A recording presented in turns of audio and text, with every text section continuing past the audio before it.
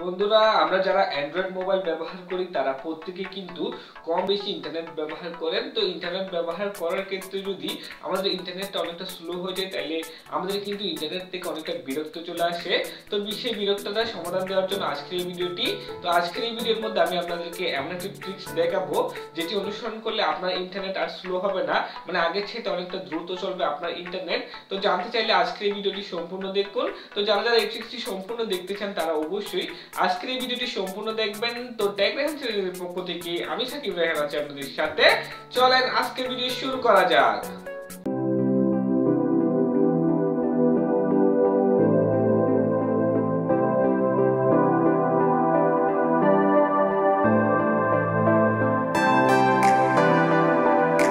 ইউটিউবে প্রযুক্তি রিলেটেড নতুন নতুন ভিডিওগুলো সবার আগে পেতে এখনই আমাদের চ্যানেলটি সাবস্ক্রাইব করুন এবং পাশে যে নোটিফিকেশন বেল আইকনটি আছে সেটি অন করে দিন সবার আগে ভিডিও নোটিফিকেশন পেতে।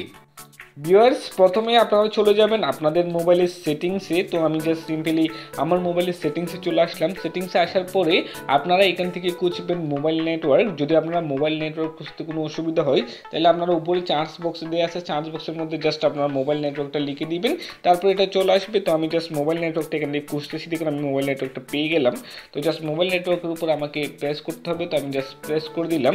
তারপর এখান থেকে আপনাকে করতে হবে অ্যাক্সেস পয়েন্ট নেমস এর উপর ক্লিক করতে হবে। আমি সিম্পলি ক্লিক করলাম। তারপর এখান থেকে আপনি আপনার সিম কোনটা থেকে ইন্টারনেট ব্যবহার করবেন সেটা এখান থেকে সিলেক্ট করবেন। তো আমি যদি সিম 1 হন সিম 1, সিম 2 হলে সিম 2, এখান থেকে জাস্ট একটা সিলেক্ট করে দিবেন। তারপর জাস্ট এই যে সেটিংসের উপর এখান থেকে ক্লিক করবেন। ক্লিক করার পরে আপনি যে সিমটা ব্যবহার করেন না কেন তার এখানে নামটা দিবেন।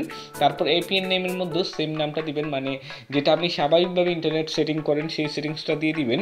তারপর একদম নিচে চলে যাবেন। নিচে যাওয়ার পরে একদম নিচে যাওয়ার পরে এপিএন প্রোটোকল নামের যে অপশনটা দেওয়া আছে সেটা আপনার ক্ষেত্রে থাকবে IPv4, ঠিক আছে, এটা দেওয়া থাকবে। তো এটা আপনাকে করে দিতে হবে IPv4 অ্যান্ড IPv6 এটা করে দিতে হবে। তারপর হচ্ছে একটু নিচে যাবেন, তারপরে এই যে দেখুন এটা APN রোমিং প্রোটোকল, এটার উপরে ক্লিক করতে হবে। এটাও আপনাকে সেম IPv4 অ্যান্ড IPv6 এটা করে দিতে হবে, ঠিক আছে, দুইটাই আপনি করে দিবেন। তারপর বিআরের মধ্যে যদি ক্লিক করেন তাহলে যদি আপনার এইরকম অপশন চলে আসে তাহলে আপনি আনস্পেসিফাইড এটা ক্লিক করে দিবেন, অথবা আপনার LTE এটা ক্লিক করে দিলেও পারবেন, অথবা যদি আপনি দুইটাই সিলেক্ট করতে পারেন তাহলে দুইটাই সিলেক্ট করে দিবেন। এক এক মোবাইলের মধ্যে কিন্তু এক এক রকমের সেটিংস আছে, তো এটা আপনারা করে নেবেন। আমি যেরকম দিচ্ছি ঠিক সেরকম করে দিলে হবে।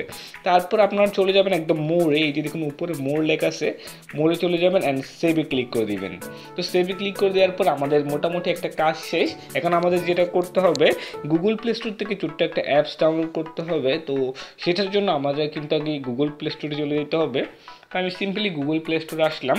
আসার পর এখানের মধ্যে জাস্ট 1 চারটা 1 দিবেন, চারটা 1 দিলে কিন্তু আপনি অ্যাপসটা পেয়ে যাবেন। তো এটা দেওয়ার পর জাস্ট চার্জ করবেন, চার্জ করলে কিন্তু একটা অ্যাপস পেয়ে যাবেন। দেখুন এই সেই অ্যাপস, এটা আপনারা জাস্ট এইখান থেকে ডাউনলোড করবেন। ডাউনলোড করার পর সিম্পলি আপনি কী করবেন, অ্যাপসটা এখান থেকে ওপেন করে দিবেন। তো আমি জাস্ট সিম্পলি অ্যাপসটা এইখান থেকে ওপেন করে দিলাম। তারপর নিচে লেখা আছে স্কিপ করে দিবেন সব কিছু। তারপর দেখুন এখানে লেখা আছে ডিসকানেক্ট, ঠিক আছে, এটা আপনাকে এখান থেকে কানেক্ট করে দিতে হবে। তো আমি জাস্ট সিম্পলি এটা এখান থেকে কানেক্ট করে দিচ্ছি। তো জাস্ট এটা কানেক্ট করে দিলাম, তারপর ওকে করে দিলাম।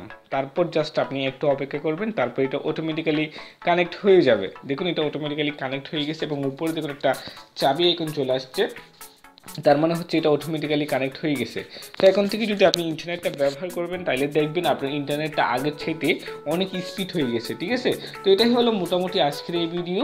তো আজকের এই ভিডিওটা যদি আপনার একটু হলেও উপকার আসে তাহলে অবশ্যই আপনি কমেন্ট করে জানাবেন। আর ভিডিওটা যদি আপনাদের কাছে ভালো লেগে থাকে তাহলে অবশ্যই একটা লাইক দিবেন আর কমেন্ট করে আপনার মূল্যবান মন্তব্যটুকু জানাবেন যে কেমন লাগলো সেটা।